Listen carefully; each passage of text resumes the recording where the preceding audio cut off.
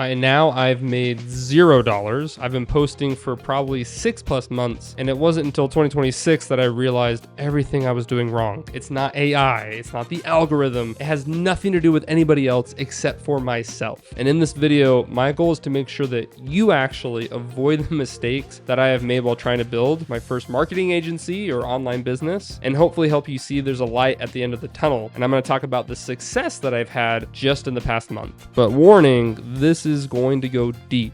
I'm not making this for everybody. This is not a general video. This video is for people who have already been trying to make content and they want to turn that into cash. So if you're struggling to get clients, but you're really good at making content, then this is the right place. So go ahead, hit subscribe, and let's dive right in. For the past 6 months, I tried to build some kind of online business. This ranged from focusing on physical therapy, focusing on specifically bone density, pain management, strength, helping older adults, balance. I tried literally everything. And then I realized that I was in the wrong business. So I switched over to more marketing. And when I made that switch, I realized I was getting no results, nobody following, nobody listening, and it was really discouraging. Then just 2 months ago, I landed my first free client. Now, again, I'm not getting paid to work with them, but this client is honestly my dream client. And so I'm going to walk you through the story of how I got my first client and how you can get your first free client so you can start building testimonials and start getting paid. But let's talk about this. Do you actually need a free client? Let's just say that I changed my mind over the past 6 months. Here's what I'm talking about. When I started, I hated the idea of doing anything that was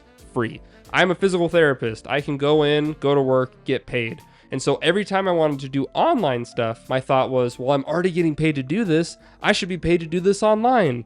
But that is the completely wrong attitude. In fact, that is one of the biggest mistakes I made, is that one, you cannot avoid the free work. I don't care what situation you're in. You need to do some kind of free work, but you don't need to do the free work for the reasons that most people tell you. Trust me. The reason that you need to do free work is because you need to figure out if it's actually the thing that you enjoy. Maybe you've heard the saying, you need to try before you buy. That's something my wife always says. I am someone who just buys stuff and I should be trying them first. Anyways, that's what happened with my past 6 months of making content, is I kept trying these things and I didn't really enjoy it. And I was so committed to it that I couldn't see any other options or opportunities. Fast forward to today, where I landed a free client. I'm going to be working with her to launch her first workshop online. Our estimated revenue is going to be about $1,000. That's $1,000 she's earning from pretty much just going on Zoom and talking to people. It's incredible. But that's the power of the try before you buy, is that as I go through and I work with her, I'm realizing that I actually enjoy this. I like marketing. I like helping people set up these systems. And so doing the free work, yes, you need to build testimonials. Yes, people are going to trust you more. However, I can guarantee that you're going to try something, do it for free, and realize this is terrible. I hate this.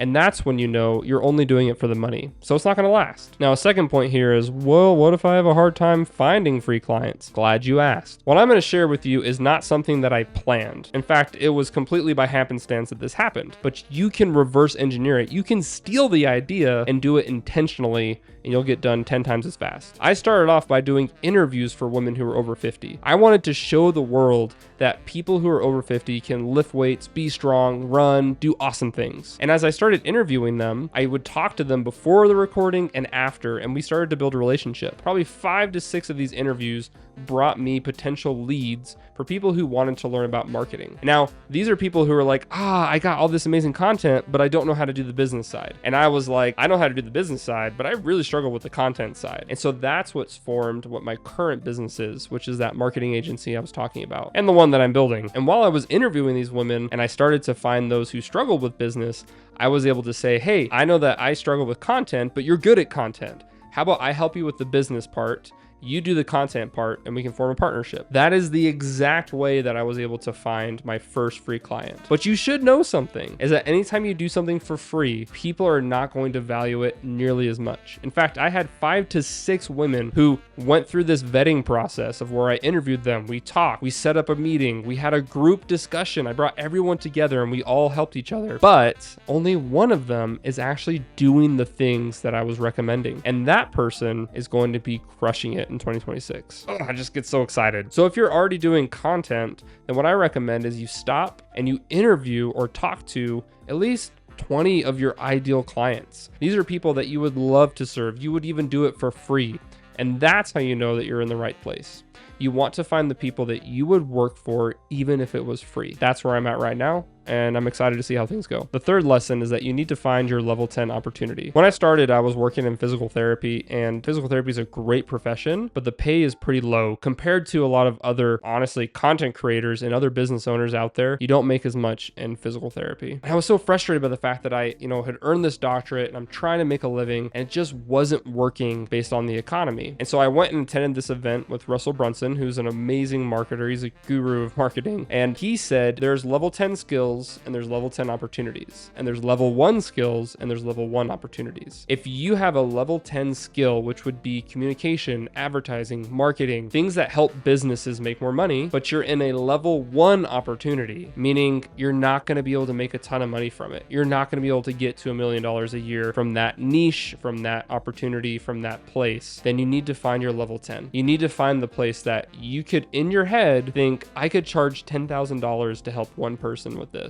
And that would totally be normal. That would be okay. That is a level 10 opportunity. Once I realized that I had some capabilities with marketing, some capabilities with AI, and that this is what I'm truly passionate about, then I switch. Instead of trying to help people with their health and fitness, I'm going to help content creators who don't have a business, content creators who have amazing things, but they just aren't able to turn that into a product and actually turn it into something that pays for their lifestyle. Not only does it get me excited, but it's also a level 10 opportunity. Like, it's not unreasonable to hire a business coach or a marketing agency and pay him $10,000. Totally reasonable. So if we want to recap the lessons that I learned, the first is that you have to do the free work. Because not only do you need testimonials, which is true, you also need to know if you actually like it. Like, is this something I want to do every single day? The second thing is that interviewing your potential clients is how you build relationships. That's actually how you're able to find your first free client, and then you can help them become successful. And that's what's going to open so many doors for you. The third is that you need to find your level 10 opportunity. And there's tons out there. You don't just have to help business owners, but if you would, try to think about what are the opportunities that I have that I could charge $10,000 and I actually think someone would buy that. Then you take that level 10 opportunity and you get your skills to be a level 10, and that's how it works. So far in my journey, I have gone through the first couple steps. I haven't gotten to charging people yet. That's what's going to be happening in the next month as I start to see the testimonials come in from all the free work that I've been doing. So if you want to follow along and watch me build your own business, this is the right place. Go ahead and hit subscribe, and I'll see you in the next one.